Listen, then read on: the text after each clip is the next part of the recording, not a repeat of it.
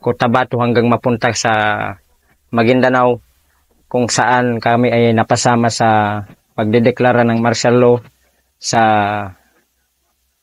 probinsya ng Maguindanao. Sa probinsya ng Maguindanao ay palitan yung strike. Kumbaga, gabi kami lumalakad.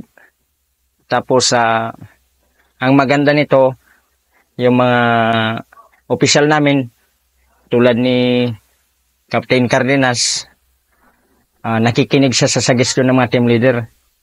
So, ang pinaka-ano ko na enkwentro doon ay nung magkakandak kami ng strike, tapos ininterrogate ko yung guide.